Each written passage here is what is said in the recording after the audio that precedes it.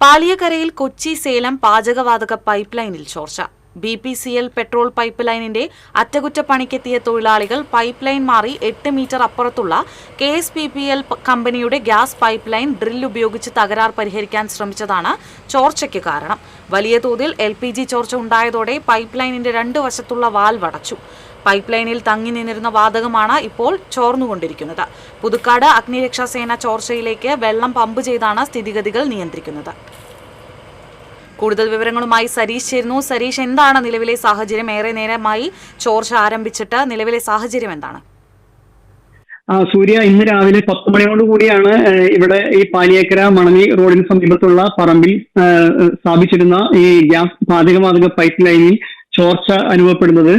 അവിടെ എത്തിയ തൊഴിലാളികൾക്ക് ഒരു പറ്റിയ അബദ്ധമാണ് ഈ ചോർച്ചയ്ക്ക് കാരണം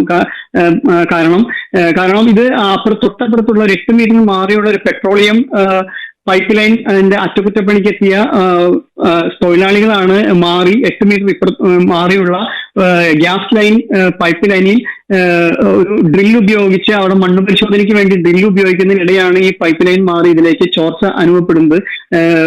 അപ്പോൾ തന്നെ ഈ ചോർച്ച അനുഭവപ്പെട്ട ഉടൻ തന്നെ ഗ്യാസ് പുറത്തേക്ക് ശക്തമായ രീതിയിൽ പുറന്തള്ളുകയായിരുന്നു.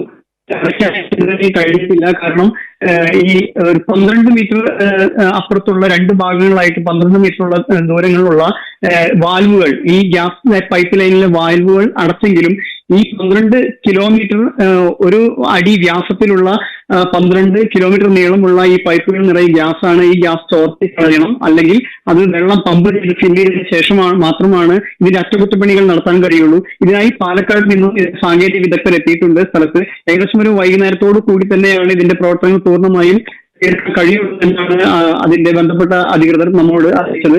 കാരണം നിലവിൽ ഇപ്പോഴും ചോർച്ച അനുഭവപ്പെട്ടുകൊണ്ടിരിക്കുകയാണ്. ഫയർഫോഴ്സിന്റെ നേതൃത്വത്തിൽ പുതുക്കാട് 2 യൂണിറ്റ് ഫയർഫോഴ്സ് എത്തി അവിടെ ഈ ചോർച്ചയുള്ള ഭാഗത്തേക്ക് വെള്ളം പമ്പ് ചെയ്തുകൊണ്ടിരിക്കുന്ന പ്രവർത്തനം മാത്രമാണ് നടക്കുന്നത്. ഒപ്പം തന്നെ ഈ 2 സൈഡിലുള്ള വാൽവുകളിലൂടെ വെള്ളം പമ്പ് ചെയ്ത് ഈ 12 കിലോമീറ്റർ നീളത്തിലുള്ള ഈ പൈപ്പുകളിൽ വെള്ളം ഫില്ല് ചെയ്യുന്ന ഒരു പ്രവർത്തനം, അത് ചെയ്താൽ മാത്രമാണ് ഈ പൈപ്പിനെ ഈ ഗ്യാസ് നിർവീര്യമാക്കി അത്തരത്തിൽ അവിടെ ഈ കട്ടർ ഉപയോഗിച്ചും അതുപോലെ തന്നെ വെൽഡിംഗ് ചെയ്ത് ഈ ചോർച്ചയുള്ള ഭാഗം കൃത്യമായി പണികൾ പൂർത്തീകരിക്കാൻ കഴിയുള്ളൂ.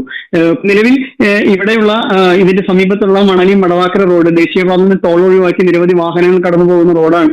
ആ റോഡിന്റെ പ്രവേശന കവാടമായ ദേശീയപാതയോരത്ത് ഇപ്പൊ ആ റോഡ് അടച്ച് പോലീസ് ഗതാഗതം നിരോധിച്ചിരിക്കുകയാണ്. കാരണം ആ ഭാഗത്തേക്ക് ആളുകളെ കടത്തിവിടാതിരിക്കാനും വാഹനങ്ങൾ പോകാതിരിക്കാനും ഒരു ശ്രദ്ധ പോലീസിന്റെ ഭാഗത്ത് ചെലുത്തുന്നുണ്ട്.